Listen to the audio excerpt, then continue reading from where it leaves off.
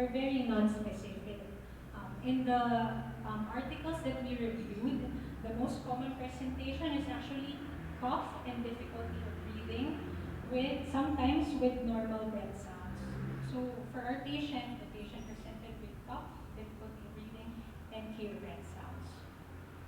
The symptoms will also actually depend on the time of exposure to oil and the amount of oil consumed. And then to date, there are no study that reports a particular amount of oil and timing of onset of symptoms to be significant enough to apply it to a general population. However, in a study in 2018 describing the clinical characteristics of lipoid pneumonia, we can identify that these patients are all infants taking oils, and then the amount is actually a range from 2.5 ml once a day to a maximum of 5 ml 3 times a day. And then the duration of the exposure to oil can be as short as 14 days to as long as actually 1 year. And then the duration of symptoms can present within a few days or within 4 weeks or a month. And then our patient, if we put our patient together with this study, our patient also has the same characteristic, but the patient is taking virgin coconut oil, but with more amount. So with 1 to 2 ml orally, and then it's taken more often, 12 to 15 times a day. Another issue in lipoid pneumonia is that it is often identified only retrospectively because the presentation usually shows a discrepancy in severity between the clinical and the radiological findings. Patients are actually often asymptomatic but with extensive imaging findings. So if you have a high index of suspicion, you have a patient in respiratory distress with multiple focal opacities but with clear breath sounds, which does not actually coincide with the clinical manifestation, you have to probe further in the history if the patient is actually taking or is receiving any form of liquid. Then this is actually what happened to our patient. When the patient got admitted, it was actually just an incidental finding of the multiple focal opacities, and then they were advised admission. Now the next question is, why does my X-ray look like this? So the pathophysiology of lipoid pneumonia can explain the radiologic findings and clinical manifestation of the patients. So after the oil is introduced to the patient, there is a tendency for the caregivers to actually miss the aspiration component because the caregivers won't be able to notice any choking episodes because the oils may not elicit the normal protective cough reflex due to its highly viscous property. And then aspiration is also aggravated by other comorbid conditions such as neurological condition or the presence of gastroesophageal reflux. And then lipoid pneumonia or in taking lipids also impair the normal mucociliary clearance, which may predispose patients to other infections. And then once aspirated into the lungs, this causes an inflammatory reaction. The fats are hydrolyzed into free fatty acids that trigger the reaction and then manifests as focal edema and or interalveolar hemorrhage. And then on imaging, we can appreciate this as the hazy focal opacities. The response also destroys the alveolar walls and the interstitium, and in the long run, due to the inflammatory response, it may lead to pulmonary fibrosis. The next is there is actually a potential for the images to have persistent opacities despite the management that you're giving. This can be explained by chronic inflammation. Again, so once the oil is in the lung, the alveoli, the macrophage will engulf the fat, but will be unable to metabolize it. Therefore, after the death of the macrophage, the lipids are then released again into the alveoli, and then producing your chronic chronic inflammation. Another pathophysiology or explanation, after aspiration into the lungs, your interalveolar oils will coalesce in the alveoli and become encapsulated by fibrous tissue, resulting in a nodule or mass, which is actually not evident for this patient. Now next, what diagnostic modalities can be requested to aid us in the diagnosis of lipoid pneumonia? One is chest X-ray. However, chest X-rays have a low diagnostic field. We can expect to see diffuse and consequent consolidations or bilateral poorly defined opacities, like that seen on the photo. The next one is to request a high-resolution CT scan, which is actually considered the best imaging modality for establishing the diagnosis of lipoid pneumonia. Its advantage over other imaging modalities include its ability to measure the density of the parenchymal lesions, and in doing so, it can be diagnostic to lipoid pneumonia. So for this patient, this is actually a case report. The identification of negative Mansfield unit within negative 150 to negative 30 can be diagnostic or is suggestive of intrapulmonary PAPP. Another advantage also of CT scan is that it aids in knowing the extent of the disease, as well as it can determine the prognosis of the patient. So as mentioned earlier, actually the CT scan was offered but was not done because the parents wanted to proceed with the bronchoscopy. Again, the next diagnostic is bronchoscopy with bronchoalveolar lavage. This diagnostic tool is is both therapeutic and diagnostic. Bronchoscopy actually has the advantage for allowing for the assessment of the airway anatomy to rule out other causes of recurrent pneumonia. Here we can see the actual image of the patient's airway showing the aberrantly located right upper lobe bronchus, which may imply an increased risk for aspiration.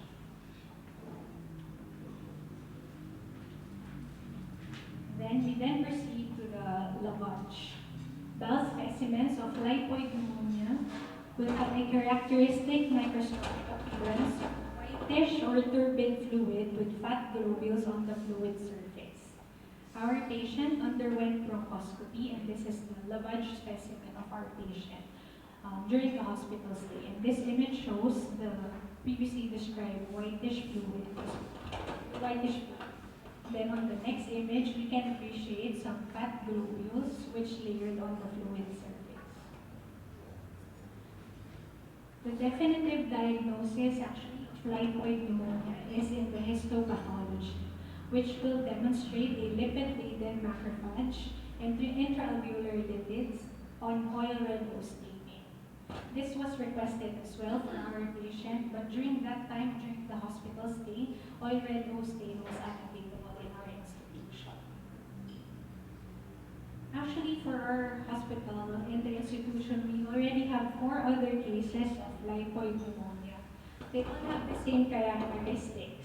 So infants given PCO, presenting with tachypnea but with clear breath sounds on PE, with bronchoalveolar fluid with white turbid characteristics with layering, and concurrent infections.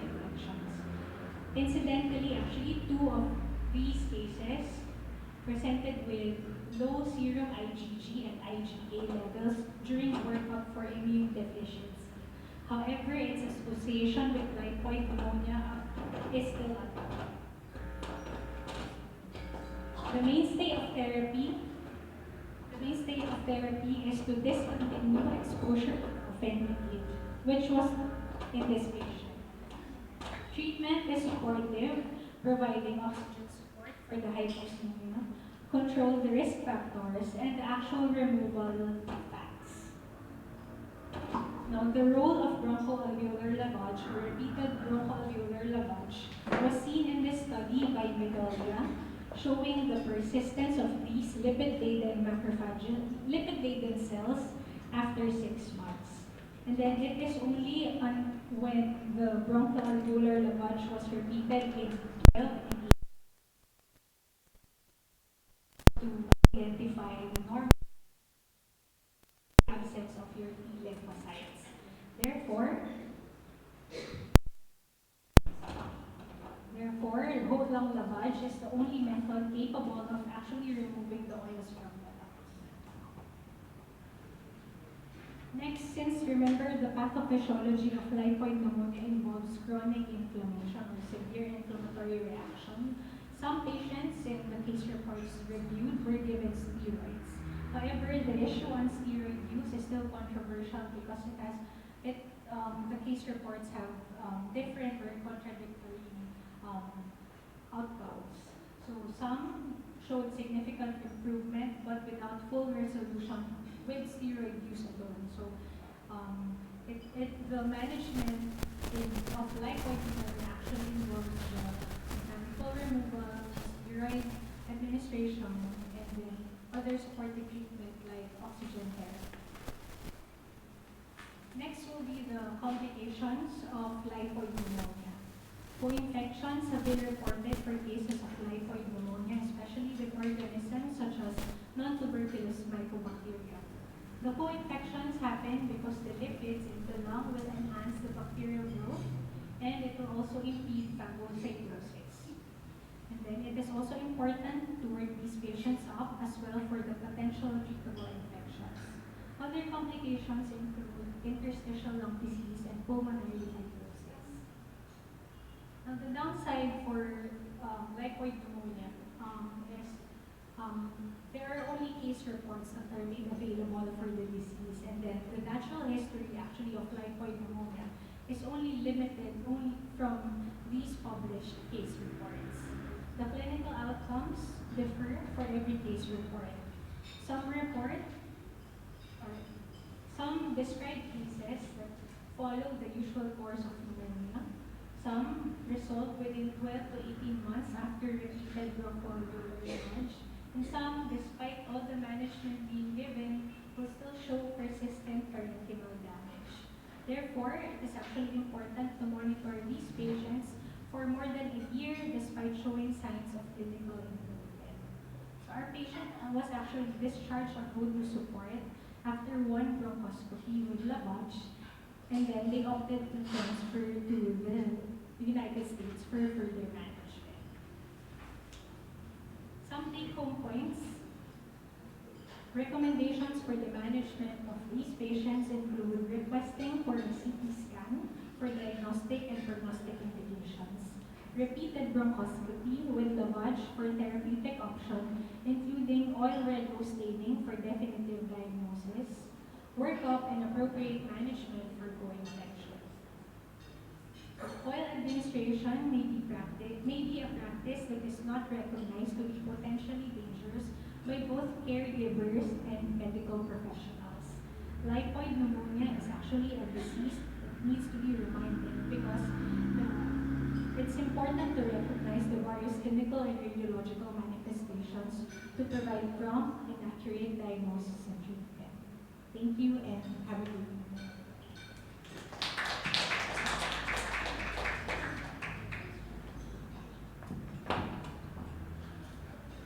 Any questions or clarifications regarding the history, physical exam, and course of work, even the discussion of Dr. Bernardo? Definitely this is an interesting case, though probably not rare, but only a few reported cases. This is nothing new since Dr. Christine said it was first coined in 1925 by Dr. Nate. Dami yung 15 times a day, diba? Pero even among premature babies kasi they give olive oil, they give VCO, kaya lang parang hindi naman, this one is given directly, so hindi siya sinasama sa milk. Actually, the indication for administration or prescription of the VCO was for the slow weight gain of the patient. The basis of the VCO administration was from a random triple-blind randomized control study done locally. The subjects were actually preterm neonates weighing less than 1,500 grams. And then the instructions for administration was VCO to be given 0.5 ml mixed with 30 ml of milk. So in contrast to our patient, the VCO was actually given pure and then for 12 to 15 times.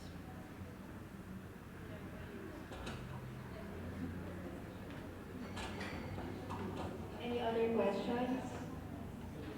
If not, may we call on Dr. Marian Sanchez for discussion on bronchoscopic findings of the patient.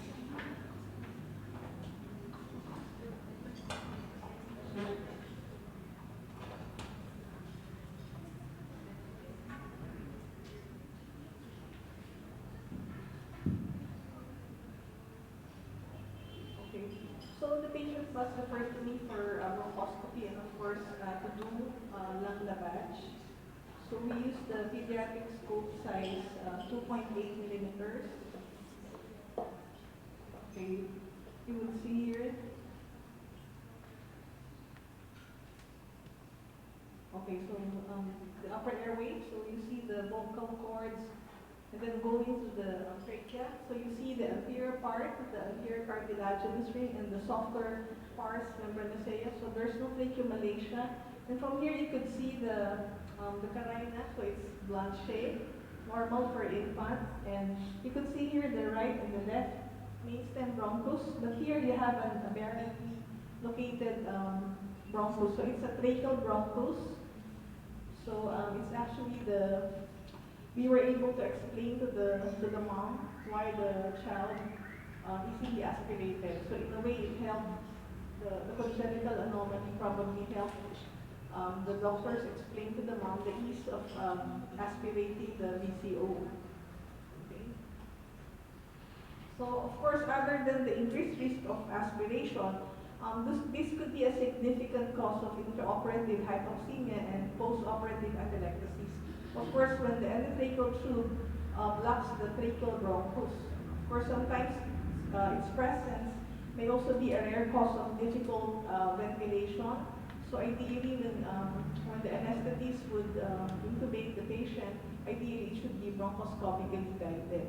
Okay? So here, this is the connoisseur's classification of the tracheal bronchus. So first type 1, this is located more than 2 centimeters above the carina with narrowing of the distal portion of the carina or complete tracheal rings. This is also often called as the false carina. Okay. While the type 2, this is located more than 2 centimeters above the carina without any modification of the tracheal size. So we've had a patient before, a patient with Down syndrome. So he was intubated and having recurrent atelectasis. So what we did was so usually you intubate the patient and then the endotracheal tube would be placed at least 1 to 2 centimeters above the carina. But of course, in this case, you have to at least maybe 3 to 4 centimeters. So not the usual because you have the tracheal bronchus here. So of course, this would obstruct the ventilation and cause recurrent right upper lobe atelectasis. So the type 3, so this is our patient. This is the tracheal bronchus originates nearby or even at the level of the carina. So you would also see trifurcation of the carina. So the same patient,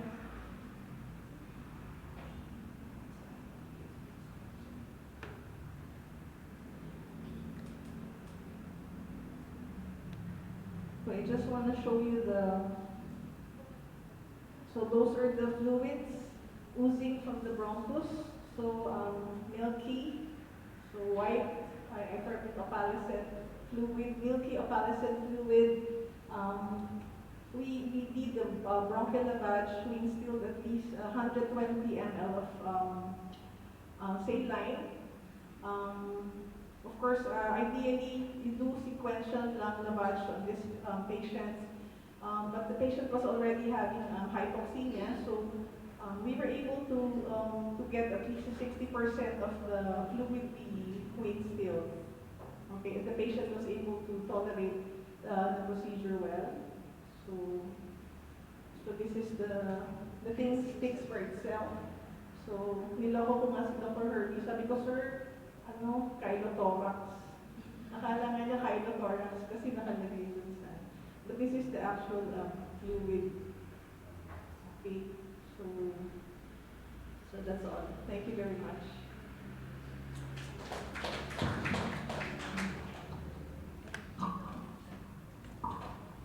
Dr. Nina Concepcion will discuss the radiographic findings.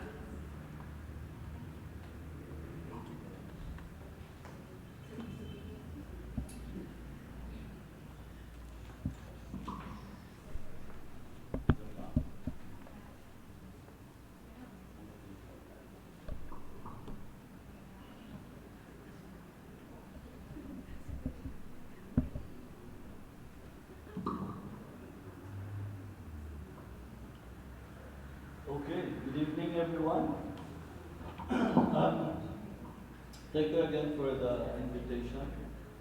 I'd like to discuss, although as I've said,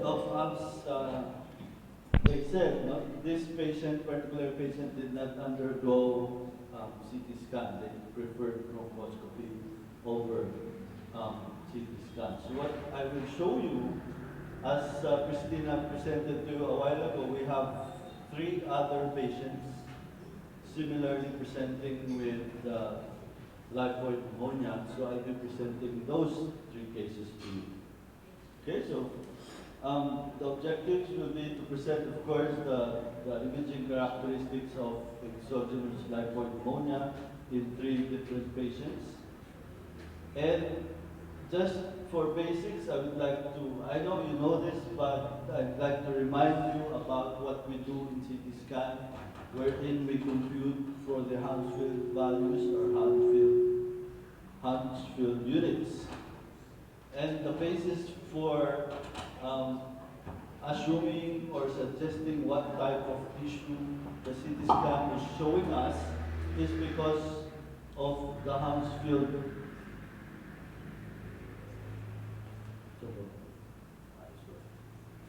Because of the Hounsfield units. Okay, so in general, very crudely, 0, if we say Hounsfield units of 0, that's water. Okay, so water meaning CSF, bile, urine, pleural effusion, pericardial effusion, those are all water. Okay, so they're within the vicinity of 0. Could be 5, could be 10, could be -5, as long as it's near 0. So as we go higher, the density will become whiter. Okay, so bone is 400, contrast is about 300 to 350, soft tissue is about 220 to 75 or 80. Okay, blood is about 100. Now going to the darker side, which is our topic tonight, is fat. Usually fat is -100 to -400. Below that, we usually say it's air. Okay, so 500, 600, and minimum of -1000, usually that's air. Pure air is -1000. Okay, so keeping this in mind, we will now go into the images. Okay. Oh, first, Christina mentioned this already. I'm not going to repeat that. So first case is a 3-month-old female. Similar case with the first one, multifocal opacities in both lungs, more on the right side. Okay, but take note of the hyperaeration. Don't ignore or don't downgrade the importance of the hyperaeration, because it might mean aspiration.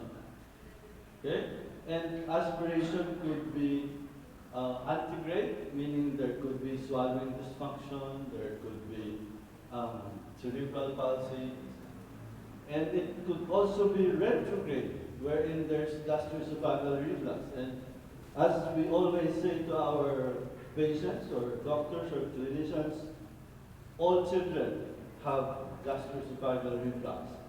Okay, it just depends on how severe, how often the gastroesophageal reflux is. And if patients take in virgin coconut oil or whatever essential oil they will be taking in for some reason, and they have severe gastroesophageal reflux, microaspiration would occur, and repeated occurrences of microaspiration may cause this picture. Okay, so even if X-ray is non-specific, it could point to an aspiration syndrome. And you can now probe the patient or the parents or the grandparents if patient is having aspiration episodes. If not, probably it's gastroesophageal reflux again. So this patient underwent CT scan, and it shows bilateral lower lobe predominance of consolidation. Okay, so these are consolidation atelectasis in both lower lobes and some parts of the middle lobe and lingula. But within the consolidation, there's an area wherein it's more loosened compared to the consolidation. Okay? And again, if we take the Hounsfield unit within the consolidation, this is an average of negative 205 compared to air, which is negative 981. Normal Hounsfield unit for normal aerated lung is about negative 600, 700. So this is suggestive or suspicious for fat accumulation within the consolidation. Of course, during that time, history was not as complete. We can only suggest, and eventually, retrospectively, this was diagnosed to be typhoid pneumonia. Okay, so second case, another 3-month-old female. Again, multifocal opacities in the lungs. Again, hyperaerated lungs, which points to probably an aspiration, microaspiration syndrome. Persistence of the opacities and symptoms prompted CT scan. Again, more on the right side, we see consolidations. Okay, a small consolidation here also. But again, within the consolidation, there are slightly more loosened areas. Okay, and we took the Hounsfield unit. This is about negative 400 compared to air, which is 961. Again, suggestive of fat accumulation. Third case, a little older, 6 months, similarly showing hyperaeration, multifocal opacities, subsequent CT scan, bilateral multifocal consolidation. Okay, and similar to the other cases, within the consolidation we have more loosened or more darker areas. Okay, Hounsfield of this patient or of those areas average negative 260. Again, suggestive of fat. Okay, so in chest X-ray, I must admit it's very low in sensitivity and specificity, but take note of hyperaeration, which may help us point to an aspiration, microaspiration syndrome. Okay?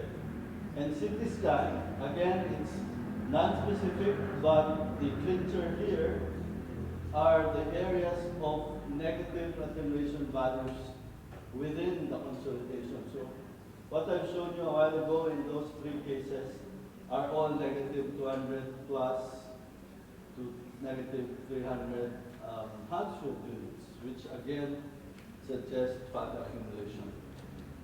Now, according to literature that I've read, they usually resolve very variably or varying resolution as fast as 2 weeks to 8 months, I guess, depending on the amount of oil that has infiltrated the lungs.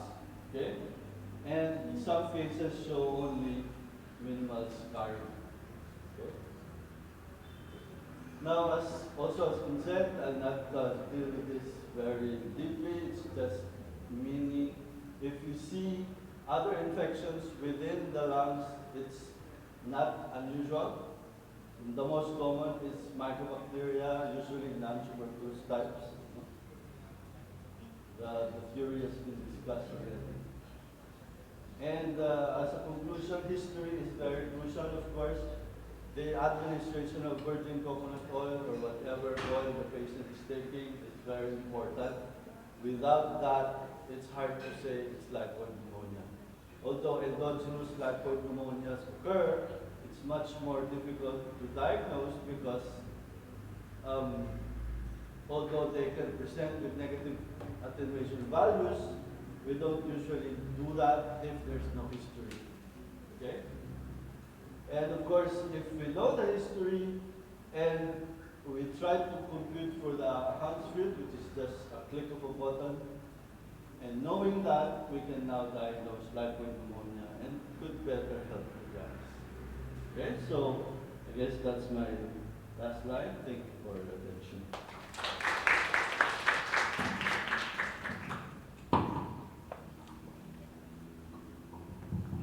Thank you, Dr. Nathan Concepcion. My bad, I was supposed to introduce all our other speakers, so rewind tayo. The one initially discussing the bronchoscopic findings is our pediatric pulmonologist bronchoscopist, Dr. Manchi Sanchez. And the one who discussed the radiologic findings of this patient is Dr. Nathan Concepcion, the section chief of pediatric radiology, St. Luke's BGC. Now, I guess the floor is open for all questions regarding this interesting, not so rare case probably. If any of our consultants, if you have similar cases, probably you can discuss it today.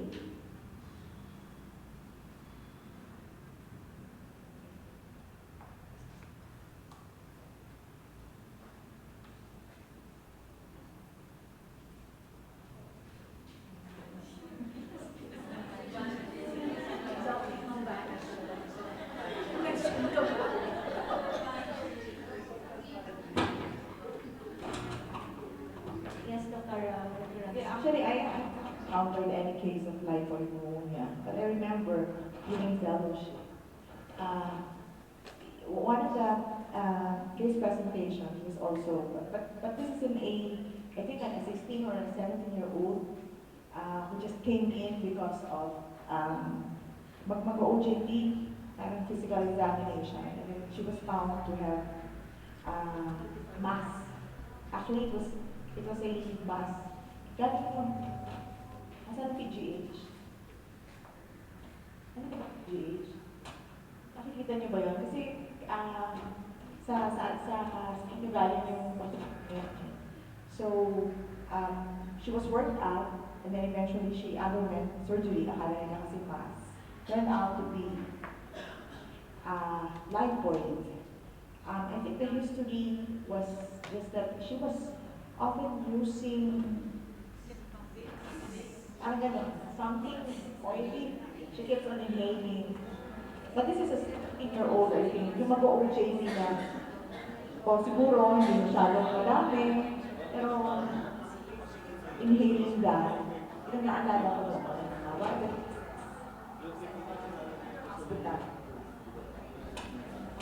Other than that, alam mo lang masyado. With our institution.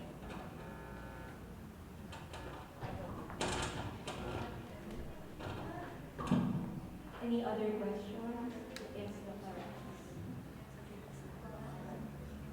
I just would like to add, actually the 5 cases of lipoid pneumonia from the St. Luke's was able to do bronchoscopy on these 5 patients. So 2 of these patients had TB. Okay, so the first one had non-tuberculous mycobacteria. So the child was treated for 18 months, auto-dependent for at least a year. And the second patient developed endobronchial tuberculosis. So 2 out of 5. Thank you, Dr. Putulin, for the referral for this patient. So the patient is now doing well in the US.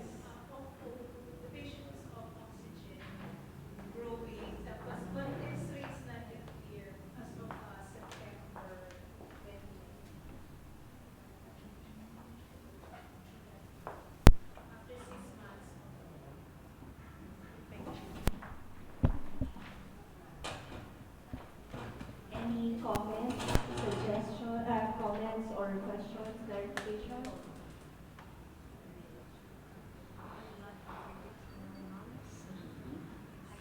If there's none, then thank you very much. Congratulations to our Pinayots for a very detailed presentation.